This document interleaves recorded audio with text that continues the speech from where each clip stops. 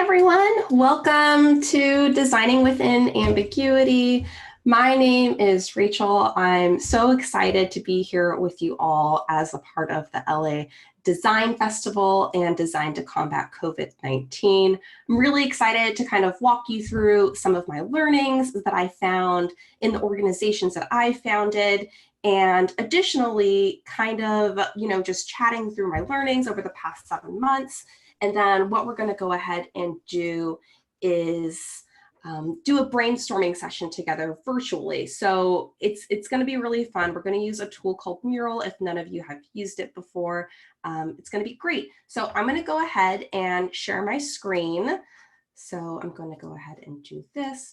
And really quickly, if any of you have any questions, go ahead and post it into the Zoom chat. So what I'll do is I'll kind of walk through the slides, chatting through some of my learning, some things that we're going to chat about today. And if you have any questions, you can go ahead and put it in the Zoom and we will chat about those questions as a group. How does that sound? Cool. So excited to have everyone here. Maybe in the chat, you can just talk about like who you are, where you're from, what time zone you're on. Really curious to kind of figure out, who's all here today. But yeah, let's go ahead and get started. So this presentation is called Designing Within Ambiguity. As I mentioned, it's a part of the LA Design Festival and Design to Combat COVID-19, which is my organization. And I'm Rachel. If none of you know me, I am a Latina senior UX designer currently at Nordstrom. I am the founder of 2 global organizations responding to COVID-19 design problems. You can find me on Twitter as @ORachelSmith, and you can also find my organization on Twitter at Combat COVID-19. Yeah, so nice to meet you all. So glad to have you here. Oh, hey, Elizabeth. Nice to see you. I love Vegas. Not too far from me. I'm in the Los Angeles area. Glad to see the chat's working. Cool. Okay, I'm going to go to the next slide here. So as I mentioned, I have formed 2 global design organizations responding to COVID. It happened pretty quickly, and to this day, between both those organizations, we have about 7,000 global volunteers, which is absolutely incredible. And when I say volunteers, these are people from every space. So we have UX designers, we have content strategists, we have engineers, graphic designers, marketing folks, even folks who don't really have a creative background, who just want to step up, volunteer. It's an immense group and we're all here to help each other out. So it's really cool that we've grown so quickly. Within these organizations, we've been able to help hundreds of people. We've provided over 100,000 pieces of personal protective equipment to healthcare workers worldwide. We've created infographic posters for hospitals. We've assisted small businesses with marketing needs, and we've also helped those displaced by recent layoffs with resume and mentorship guidance and so much more. And here is a picture of some of the doctors who received our donated PPE, it was absolutely incredible. Hey, Ivana, I'm in LA too. Nice to see you. Welcome to the group. So what I want to go ahead and chat about is Design to Combat COVID-19 and how we kind of formed literally overnight. What is Design to Combat COVID-19? This is an organization that I founded, and we're not here to ask for permission. We're here to fix broken systems. So Design to Combat COVID-19, I formed this website overnight. I was basically just like sitting on my couch saying, I have to do something.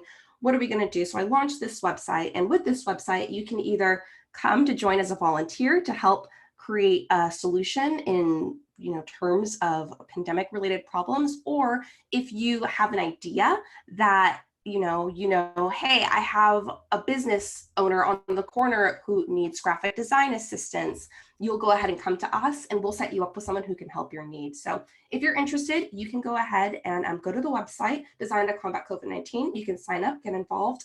We're basically a community of volunteers who refuse to sit on the sidelines, and we're here to help where we can.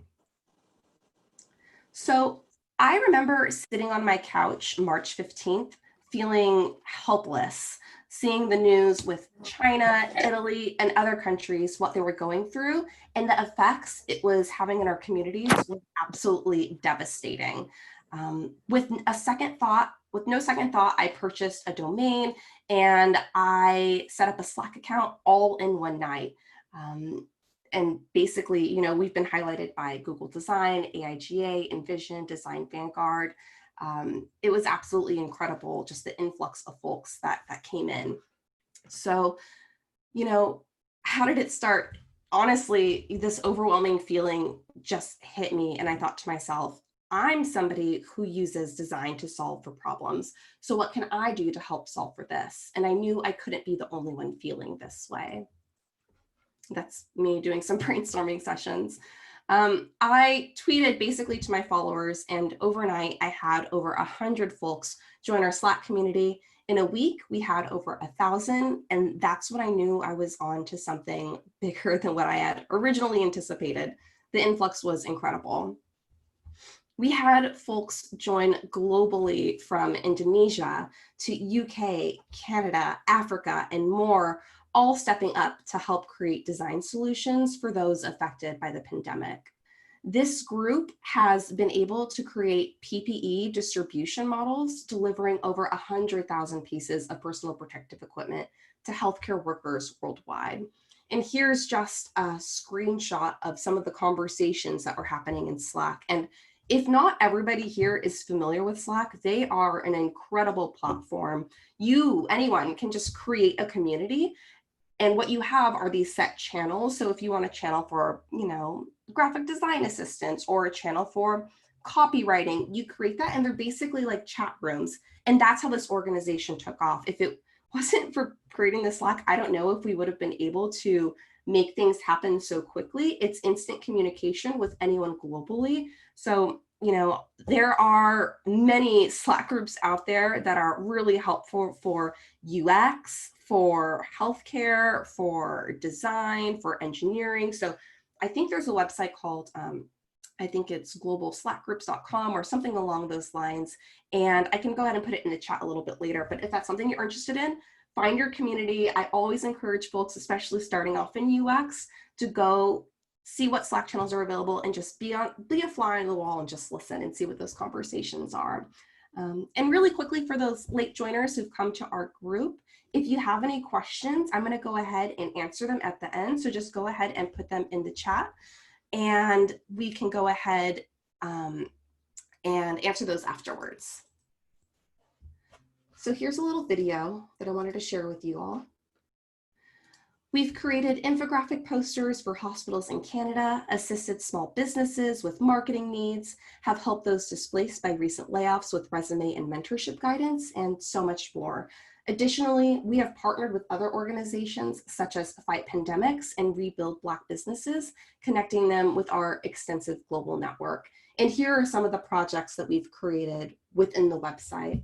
Some of those hospital posters that I was talking about, and some other campaigns, efforts, projects that we've helped to get out in the world. We're basically like an incubator, and it's been incredible helping the folks come with their needs. So somebody did ask in the chat if this is a recording. Yes, warning, I'm recording this, and I will be posting it later on my YouTube channel and also on Design to Combat COVID-19. So please feel free to share it out. And thanks for bringing that up, Diane. Okay, so one of the incubated communities that we were able to help build up was this community called Safe, Healthy, Kind. Now, this was founded by an ICU physician who joined our community, Designed to Combat COVID-19, and a software engineer.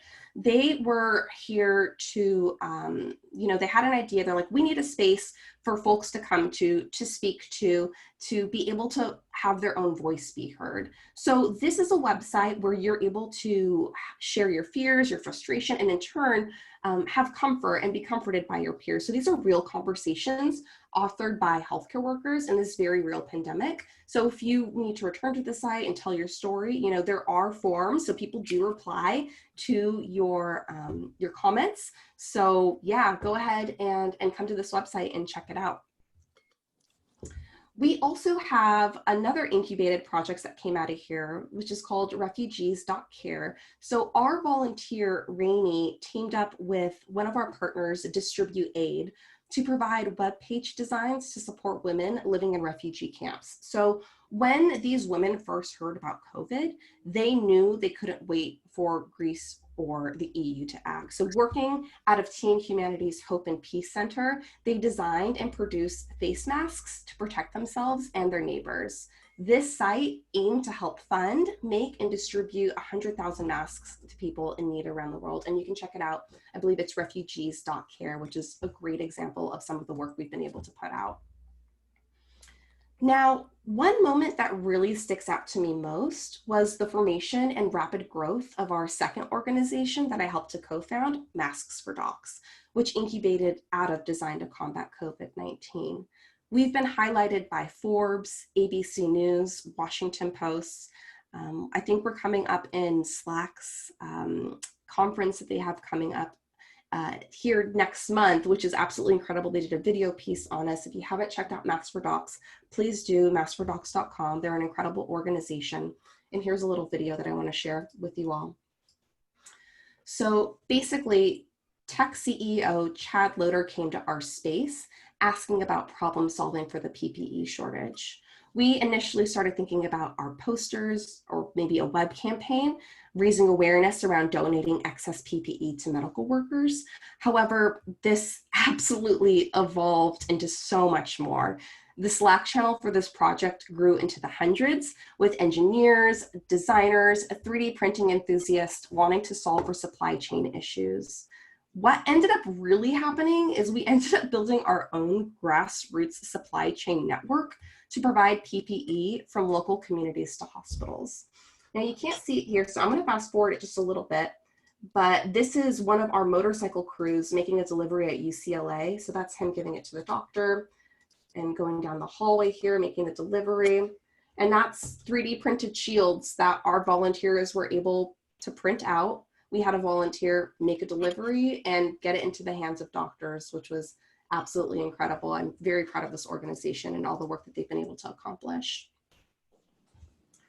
So being a UX designer, and I don't know if everyone here is familiar with the term UX designer, so let me go ahead and take a step back. So I currently am a user experience designer, and what that means is I think about human behavior in terms of design. So if you've ever had an experience where you've walked up to a door and you pull the handle and it goes the wrong way, and you're like, oh man, user error, like I obviously don't know how to use the door. No, it's not your fault. It's not user error, it's poor design. And I apply that sort of mentality to designs that I create as well. So I try to make sure that something is easy, that it's that you don't have to think about using it. So we like to call it, don't make me think. That's what I do in terms of design. So I design for the user experience. Now, I had to think of ways specifically for Masks for Docs, how to get people to the site. So we had two main routes, folks who wanted to donate and folks who wanted to help. So this is just a small example of flows we built overnight to help guide folks through the Masks for Docs ecosystem.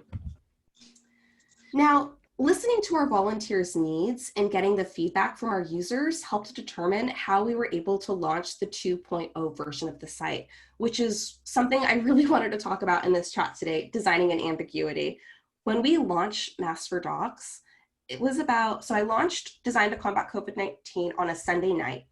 Masks for Docs started forming, I believe, the Thursday after that Sunday, and we had our first delivery out that Friday to Torrance Memorial here out in LA. The first site that we threw up, it was just a splash page. It had like one big button and it spit out into a Google Excel sheet. Once we realized the influx of requests that we were having, volunteers inputting information, the sheet was just growing out of control. So we really had to pivot and say, okay, users are giving us all this information and we see that it's easier for them to work this way. How can we shift our model and pivot in that regard? So this is the 2.0 version of Masks for Docs, and we worked with Taylor Dunham. She's an incredible designer to come up with these visual designs, and we worked together to create the user experience and the flow. So when you come to this homepage, you see main CTAs, or call to actions, what I like to call them. You can either donate supplies, you can volunteer, or you can donate money. So we have those clear indicators of places that you can go. Now, if you are in Albuquerque, or if you are in New York or New Mexico, you can actually find what we like to call your local chapter, so that you can work within community members in your neighborhoods to really get that PPE donated. And PPE, again, is masks, gloves, gowns, anything that's going to be protecting folks from for personal protective equipment, right? So what you can do is you can go to this local chapter section in the top navigation and find your local city. And that was something that we had to build on later. So first and foremost, we had to get up a site overnight because people wanted to donate the PPE. But then as the weeks were going on, we saw, okay, users are wanting this, our volunteers are wanting that. How can we take that feedback and really apply it to the 2.0 version of the site? So in terms of designing within ambiguity, I really think it's important to listen to your users and to be okay with pivoting. But we'll chat more about that later in the brainstorm. So this Slack channel for the project grew into the hundreds, with engineers, designers, 3D printing enthusiasts wanting to solve supply chain issues, specifically for MasterDocs when we were building that site overnight. We ended up building our own grassroots supply chain network to provide PPE from local communities to hospitals. MasterDocs now has its own website and Slack channel with over 5,000 volunteers and over 100 global chapters delivering PPE. To date, MasterDocs has delivered over 100,000 pieces of personal protective equipment to folks globally, and are now starting to move into other facilities such as homeless shelters, nursing homes, and grocery stores. Healthcare workers are safer, or volunteers feel a sense of purpose. And I can't help but stop and think to myself, you know, we've really made a difference in a time where kindness is crucial. And here's a picture of some of our recipients of the PPE that we've been able to distribute through MasterDocs. And it's you know, it's wonderful. There's some days, there was a lot of sleepless nights, I would say, for about 3 months or so. It was nonstop. And I have a day job too, which is you know, a little bit bonkers, but I would do this at night. I would do this on my lunch breaks, in the mornings, weekends, like free time wasn't a thing. And there are moments where you get, you know, that Zoom fatigue, and all of our members that we were working on were all virtual. I'd never met any of these people in person. So to be able to create a website, to create a network, to get on national news showcasing the efforts that we're doing, there are some days where you feel so siloed in your office and you're working, you're like, man, like, is this worth it? Like, I'm not sleeping. And you get images like this from healthcare workers and you're like, yes, we're making a difference. We're making real impact and we're saving lives. It's an absolutely incredible feeling.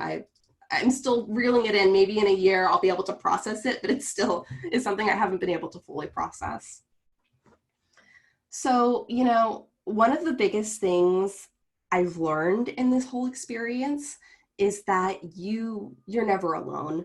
When I created Design to Combat COVID-19, when I purchased that domain name, built the website, and set up that Slack channel, I thought to myself, I don't know if anyone's going to join me, but I'm going to try this thing. And people stepped up. You know, you can make a difference virtually, and there are people who are going to want to help you and support you. You know, this experience has deeply impacted me. For the majority of my career, I've tried to work with organizations that are really in line with my personal values. However, there's something really different about creating design solutions that directly affect people's health, well-being, and safety. I know for certain that it's at the core of my being, and there's an entire network of people who are really willing to step up and help you make a difference. So another big takeaway for me is being okay with ambiguity, which is why I am so excited to be here with you all today.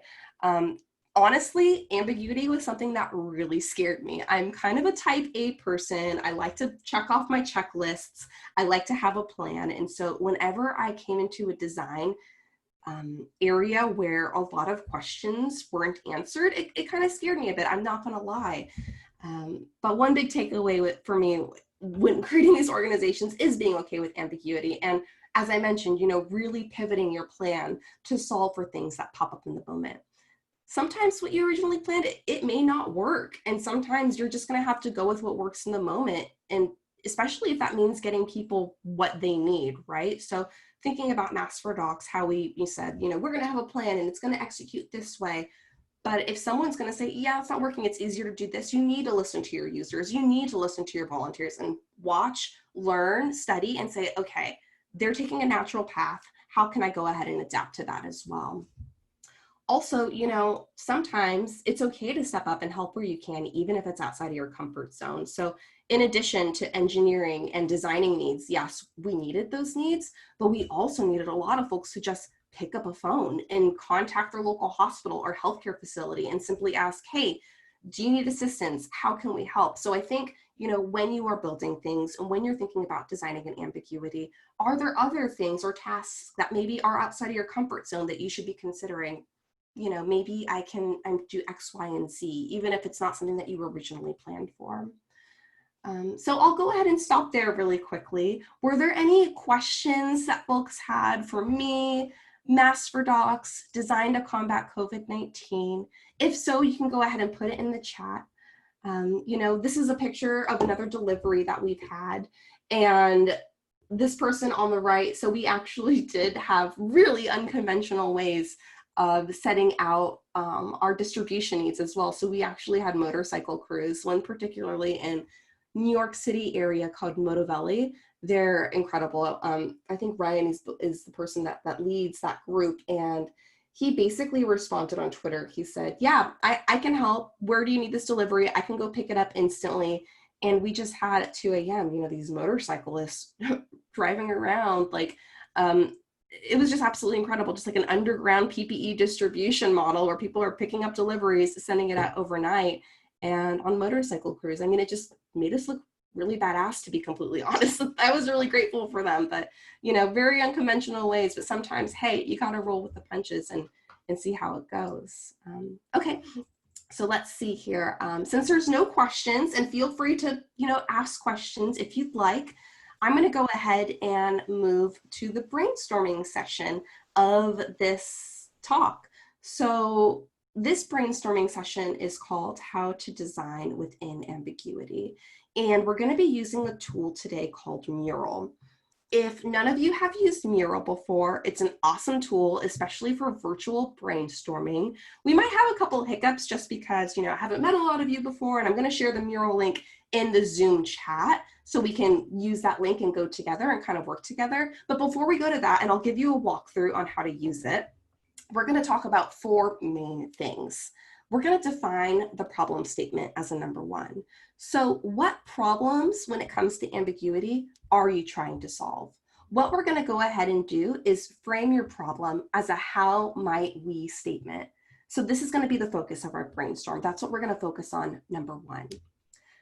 The second point is we're going to go ahead and do the actual brainstorm. So we're going to write down as a group any ideas that come to mind that address our problem statement. We'll spend about maybe 10 or so minutes on this.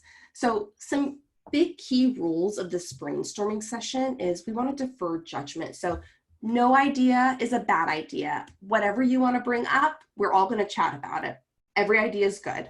And we want to go for volume. So we're going to go ahead and come up with as many ideas as possible.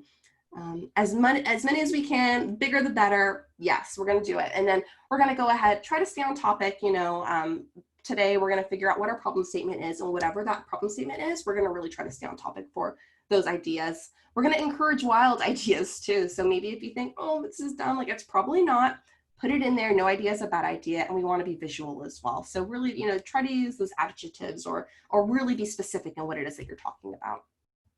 So the third thing we're going to do is group these ideas. So once we have our ideas, we're going to group them into similar areas so that each group has a title that describes what the ideas have in common, essentially themes, right? So we're going to theme these ideas.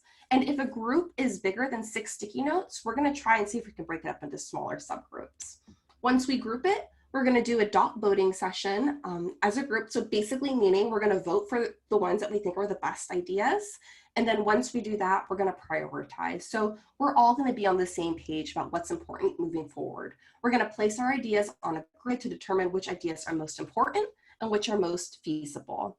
So that being said, I'm going to stop sharing my screen because I don't know how to do 2 things at once, AKA share my screen and share a link in the Zoom chat. So I'm going to go ahead and grab this mural link. Here we go. Okay, I'm copying and pasting. I'm putting this in the chat. So when everyone has a moment, if you want to participate virtually in this brainstorming session, if you go to the right-hand side of your Zoom group chat, there should be a link. So let's all go ahead and click on that link.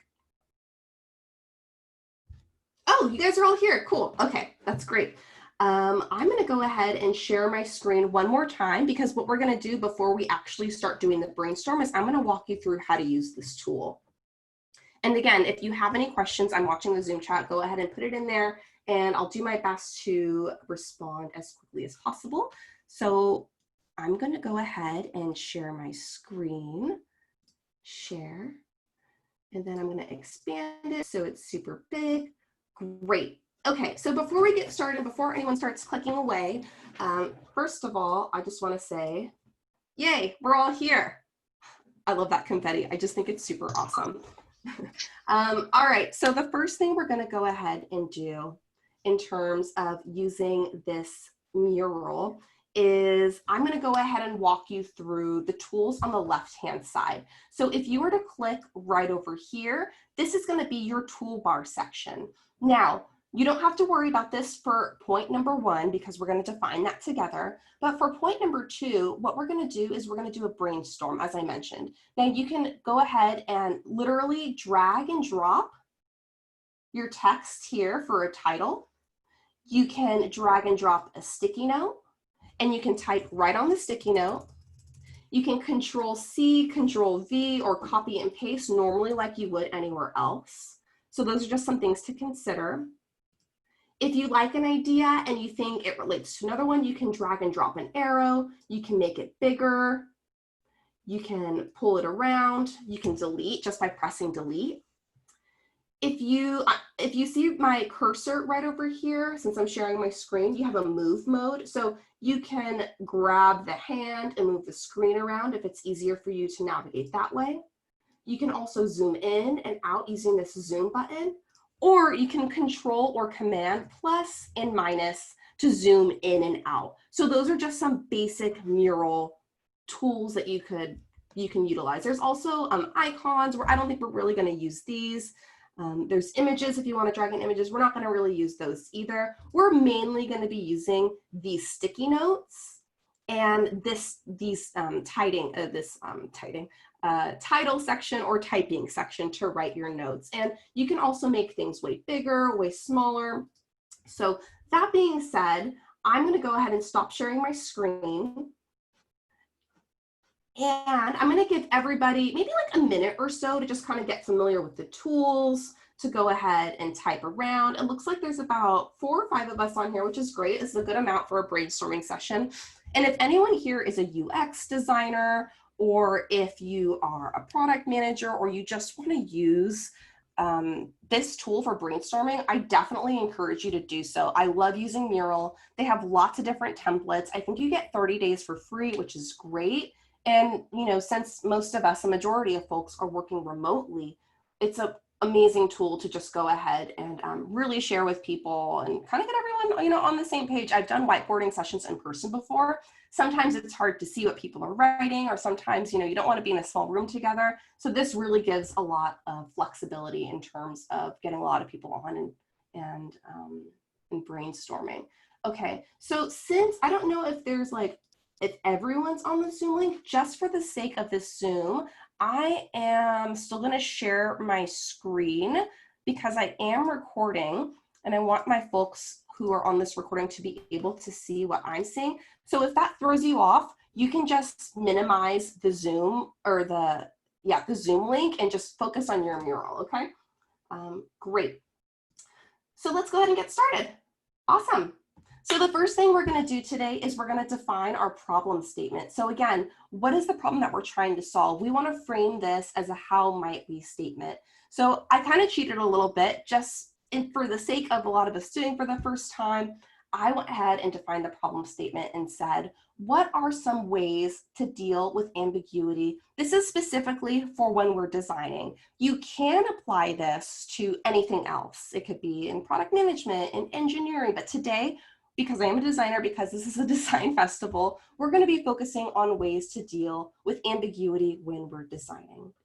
So for this brainstorming session, this is where I need all of your help. So what I'm going to go ahead and ask you to do is we're going to write down any ideas that come to mind that address the problem statement, which is what are ways to deal with ambiguity when it comes to designing. We're going to defer judgment, go for volume, build in ideas, and just to kind of get, everyone's juices flowing a bit. One example that I could think of right away is what we're doing today, right? Mind mapping. So that's an awesome way to get started in terms of thinking about ambiguous situations. So you're designing, you don't really have a lot of the requirements, you don't really know how to get started. So we're going to go ahead and use these sticky notes on this left-hand side. You're going to drag and drop them in, or you can use the text to just build some areas. So yeah, let's go ahead and do that. So mind mapping is one of them, just to get the juices flowing. Another one I can think about is icebreakers, maybe some word games, asking the right question. So I'll stop there because I don't want to, bias anyone's thought process. No idea is a bad idea. So I'm going to put a timer on and let's go ahead and start brainstorming. I'm going to give everyone about, let's see here, we'll do 6 minutes to start. If we need more time, I'll go ahead and give more time, but you should have a timer going and let's get some ideas flowing.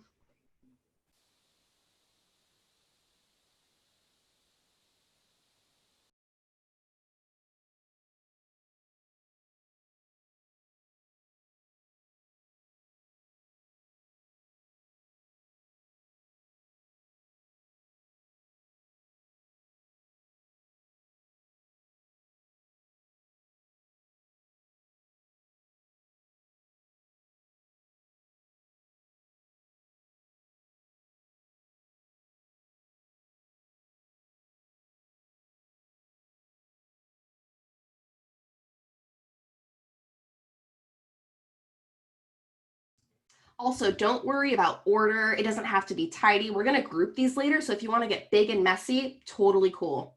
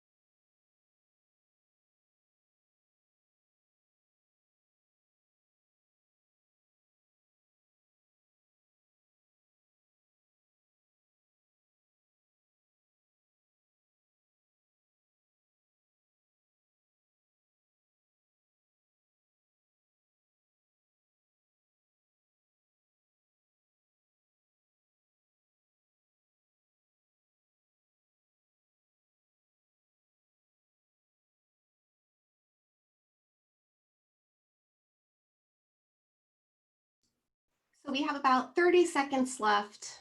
No rush.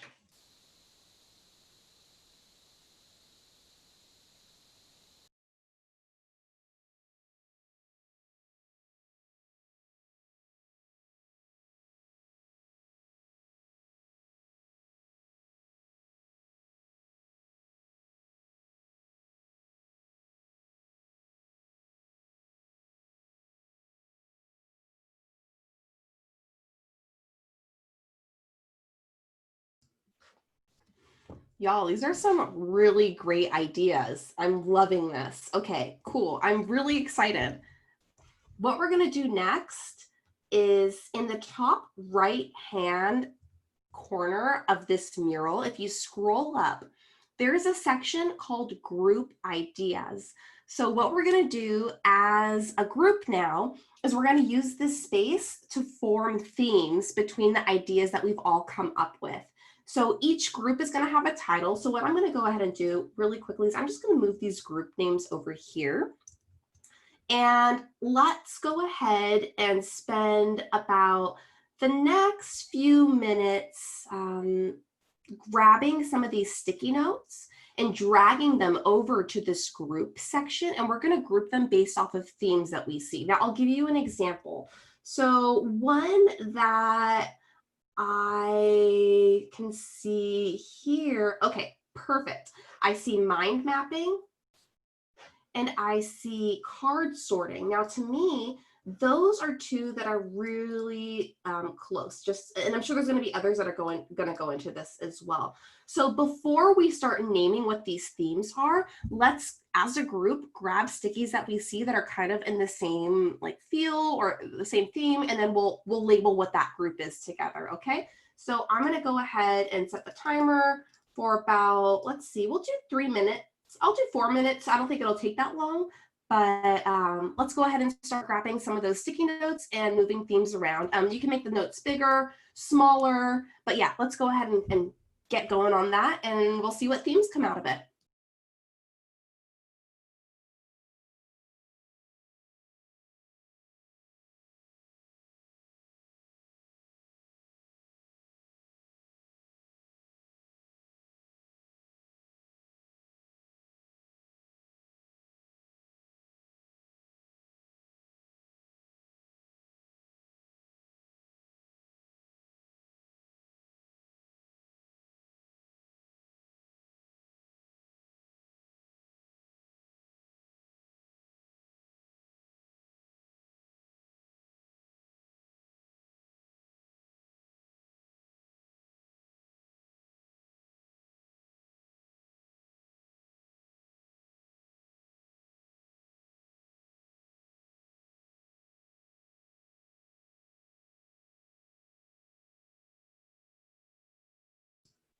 Awesome. And use every part of the board that you can get, because it looks like we're kind of getting a little crammed here. So if you see themes like this, to me, I don't know if this is a separate theme, but let's try to group them all really tightly together, even if that means resizing them. So it's very clear where those themes are.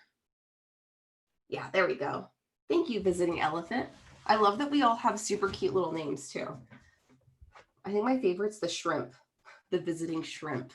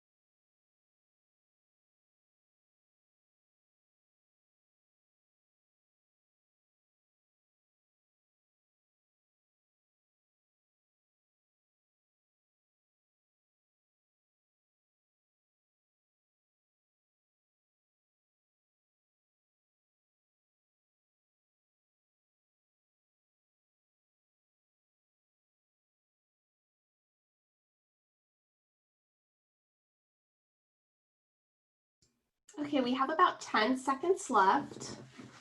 So I think we have some good groups here. Now, perfect. Okay, so cool. Looks like we have some groups here. I'm going to go ahead and pull down this group section. Based off of what I see, I'm going to kind of guess what I'm seeing off this theme, but if you want to, if you disagree, or if you want to help me kind of figure out in the Zoom chat what you think these themes should be as well, please like speak up. I want this to be interactive, not just me running the show. So if you have a feeling of what you think this theme is, or if I'm totally off base, please let me know.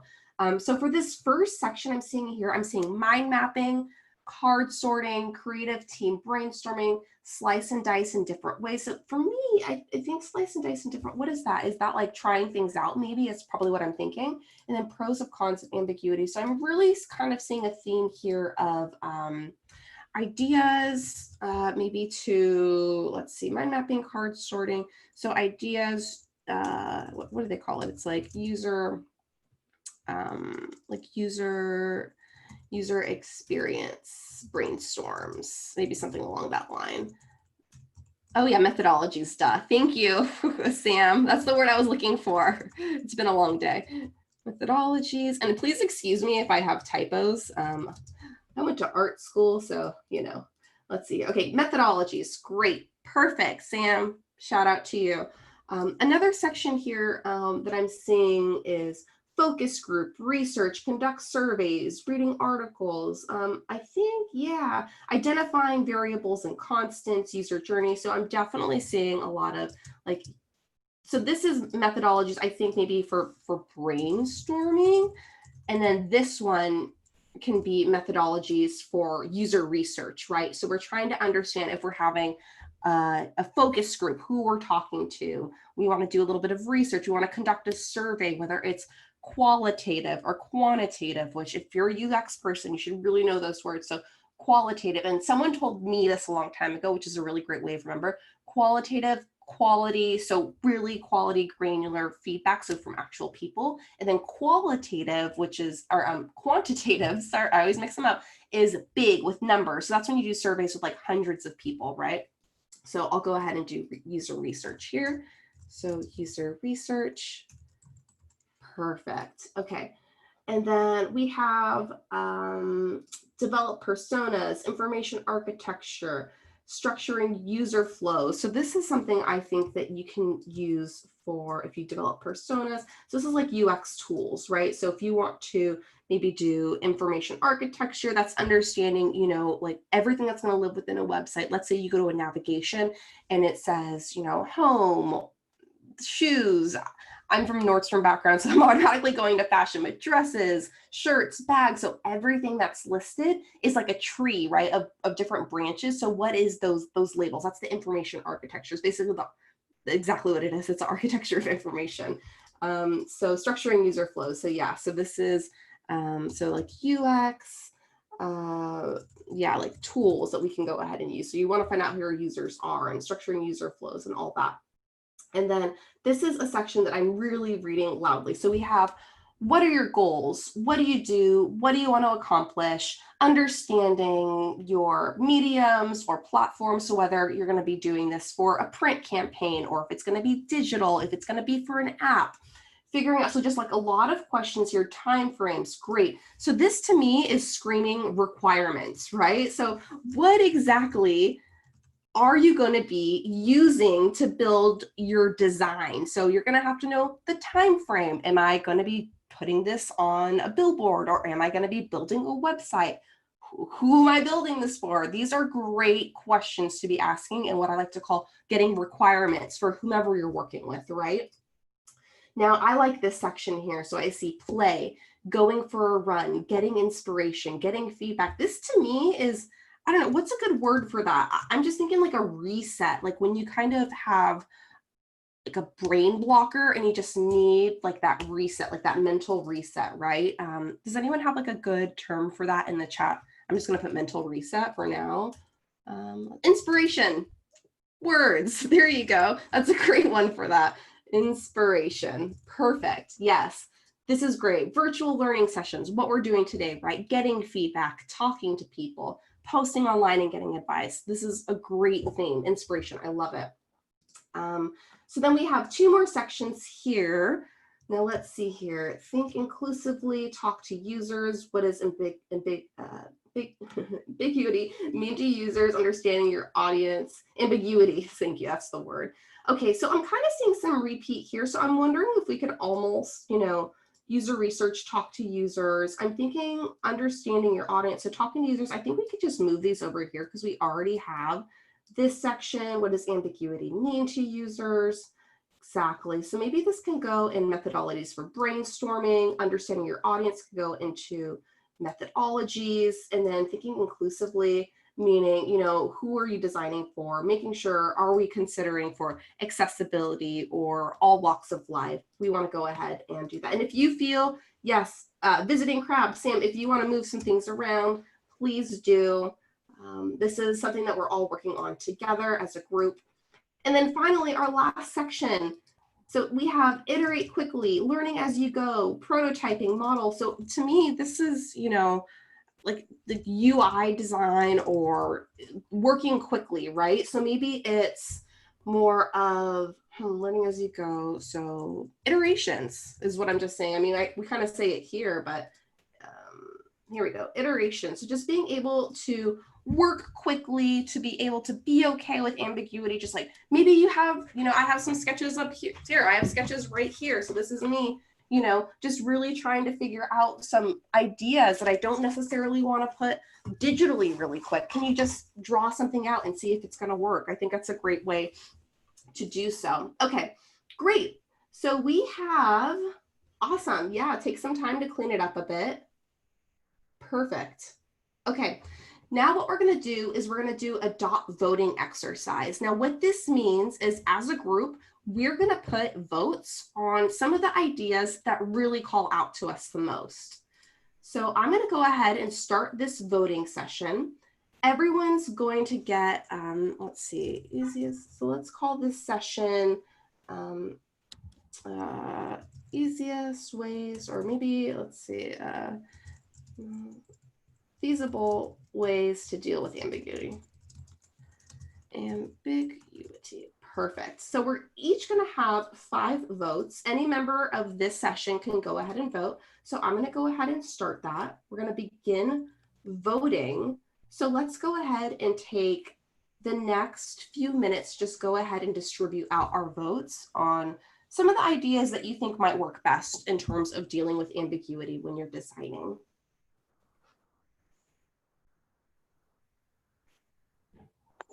And you should just be able to click right on the sticky note if I wasn't clear enough with that.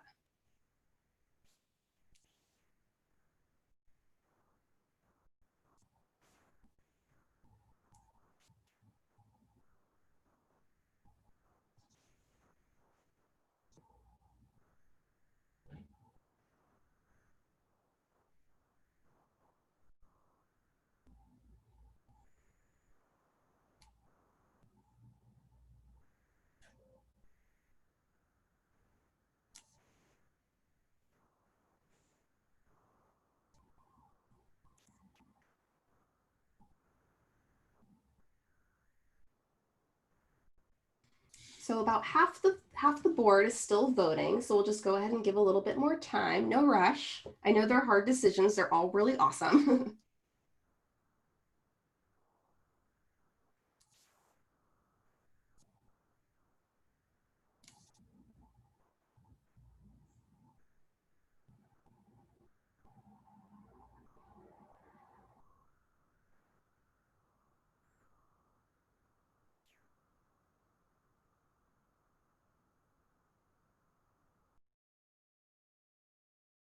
We have about 4 or 5 more people voting.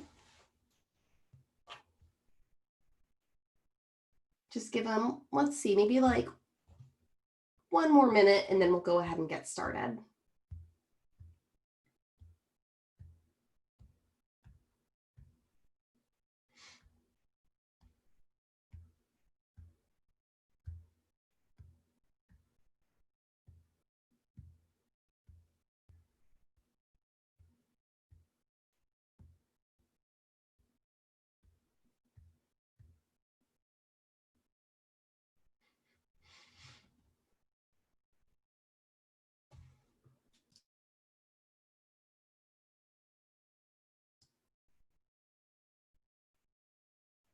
All right.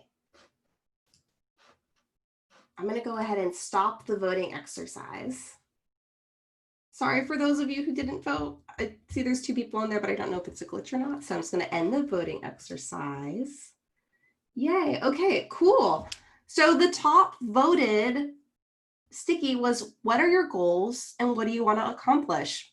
Yeah, I mean, sometimes, when you're feeling rushed or there's like a big cloud of question marks, it's hard to just stop and say, what is the goal? Like, what am I solving for? What do I want to accomplish? And I think if you really just write down exactly what those answers are to you in your mind, or whoever you're working with, you're going to get a lot of clarity just by kind of stopping, taking a step back and asking these 2 questions. What are your goals and what do you want to accomplish? That's great. So the second one that had the most votes was team creative brainstorming.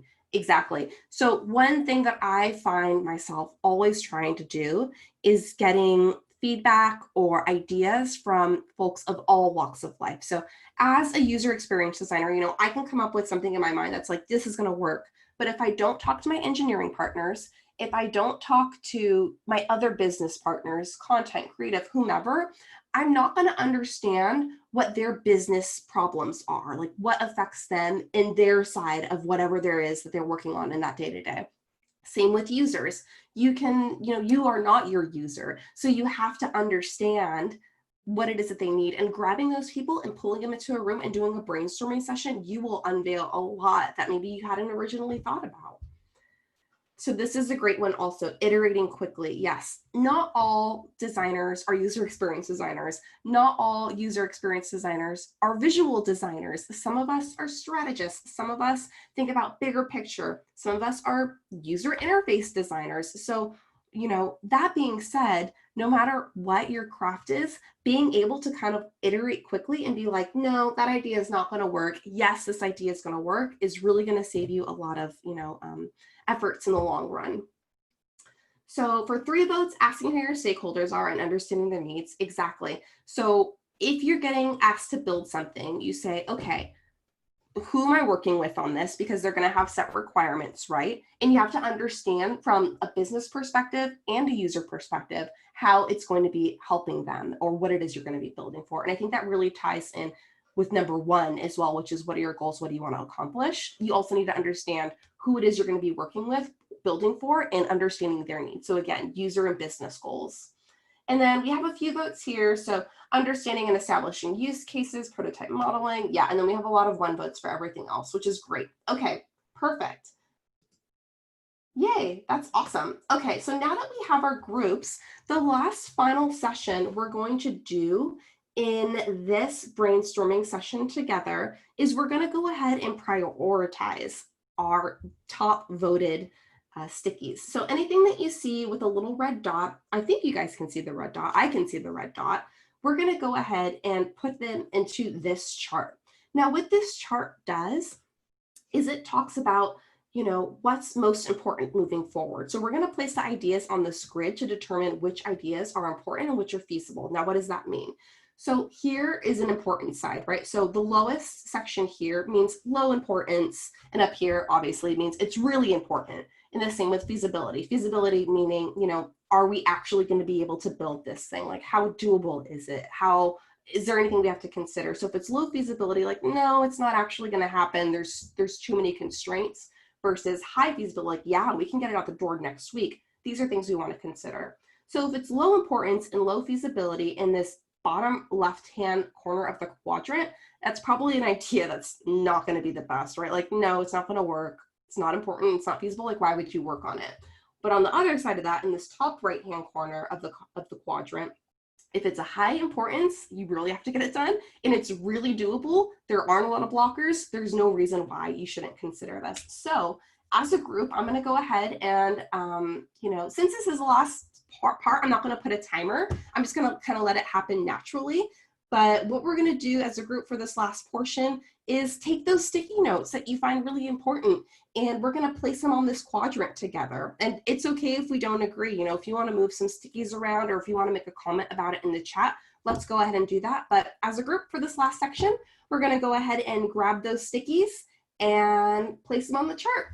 So I'll go ahead and let everybody do that.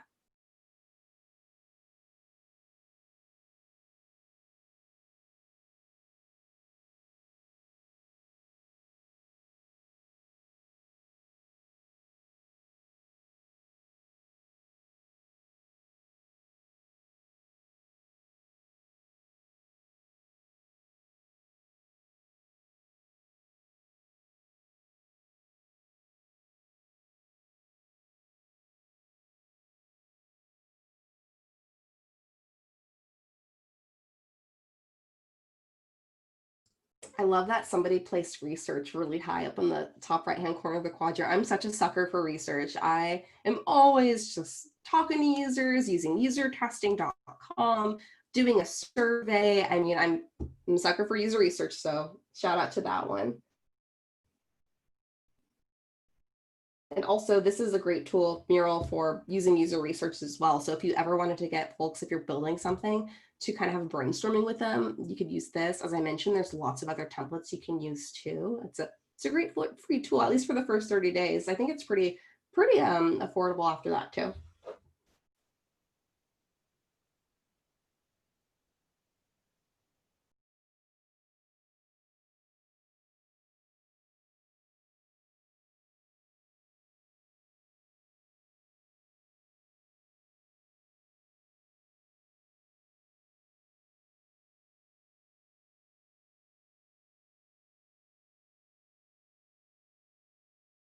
Also, you don't have to move only the stickies with dots on them. If you feel like there's another one you want to move, feel free.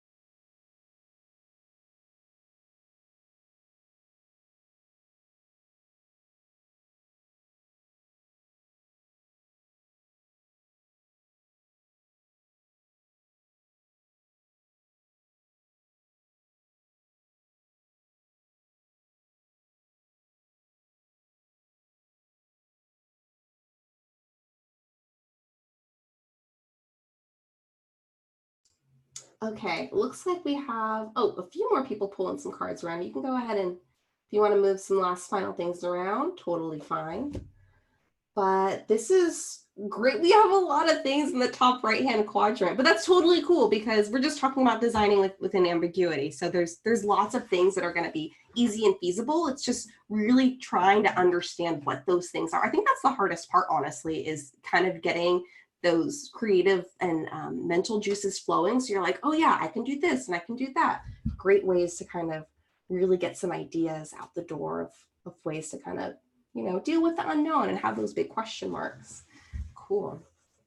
All right, I'm going to zoom in. I want to take a look at this. This is awesome, y'all. Look at, we did a creative brainstorming session together and we put it on a quadrant. This is great. So I love that someone placed play in the top right-hand quadrant because, yeah, it is really important to really have fun with what you're doing. If you're not having fun with what it is you're doing, like maybe, I don't know, like, is this for you? Like, I don't know. I always feel like you should have fun no matter what you're doing. And it's not always going to be fun, right? Like there are times where it's hard or it's strenuous, but in your core, if you're not enjoying your work, like, think about that a little bit. So I think play is really important. It's always good to have fun. And feasibility, yeah, I mean, if our lives allow for it, there's no reason why. It's pretty easy to have fun. It's just kind of a mental mindset, right?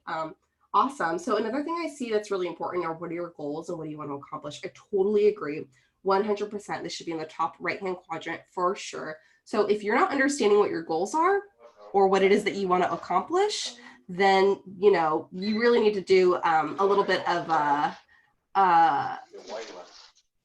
of a thought there to just kind of say, you know, yeah, like maybe we should go ahead and think twice about what this is. One thing that I kind of dragged in, I put going for a run. Like, yeah, maybe not everyone's into running. For me personally, it's one way that I'm able to kind of decompress and it clears my mind a little bit. Especially in this day and age, we're always in front of a screen. I encourage just moving your body, getting some blood flowing. Some, you know, it's you can kind of go maybe for a walk. Is it that important? I don't know. So I kind of placed it there. And then, you know, if anyone in the chat wants to talk about one that they want to call out, that's totally cool too. One that I thought was a little bit interesting was this prototype modeling, because there are times as designers where you have to kind of get something out really quickly, and prototyping does take a little bit of effort, right? So maybe you don't have the right tools. Some prototyping tools I like to use are, you know, Marvel or Principle, or even Adobe XD, I think has some prototyping, or InVision. But sometimes if you have to make a quick change, you know, maybe you'll just pair with your engineering partner and say, oh, you know, we can just change this, and you'll work together to make that change. But yeah, I do think prototyping is really important. Obviously, you should, you know, really kind of get a look and feel for what it is you're building. But sometimes the smaller changes, maybe it's not feasible because of time constraints or some other things. I thought that was interesting that we placed it there. And then I'll just call out maybe one more. Let's see here. So understanding time frames, week, month, days, etc. I also think this is something that we should really call out. And yeah, I agree. You know, I think it's pretty feasible that we can do it. It's very important that you should ask what your time frame is, because last thing you want to do if you're a freelance designer, if you are hired in-house, or if you work for an agency, is miss your deadline, right? So first things first, how much time do I have? You know, if they don't have an answer, that's totally cool too. But, you know, understanding I have to work on it for this much time before I hand it over to my partner. You know, engineering needs it in 2 weeks, so I have this much time to spend designing it. So these are just some questions that we can think about in terms of that. But all in all, this has been awesome. I'm going to do it one last time. Ready?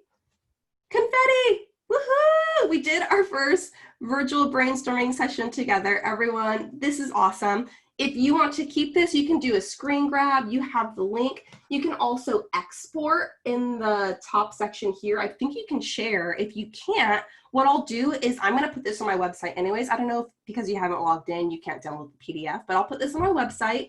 I also am going to have the video recording. But let me go ahead and share this really quickly. Okay, I'm going to go in present mode. Yep, so that's it. That's the presentation, everyone. So you got to know a little bit about me, about design to combat COVID-19, masks for docs. We talked about designing within ambiguity. I've never held a virtual brainstorm with folks that I've never met before. So thank you so much for everyone being amazing participants.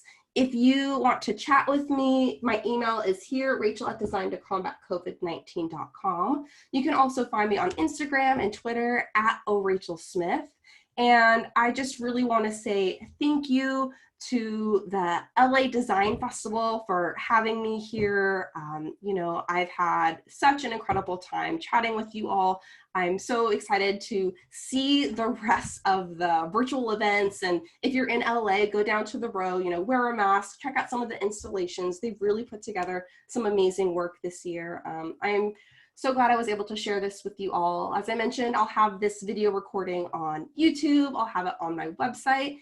Oh, great, thanks, Melissa. I'm glad you learned a lot. If you have any questions for me, please feel free to email me. I had a blast, and you get a little bit of time back. So thank you so much all for being here, and I'll chat with you soon. Bye.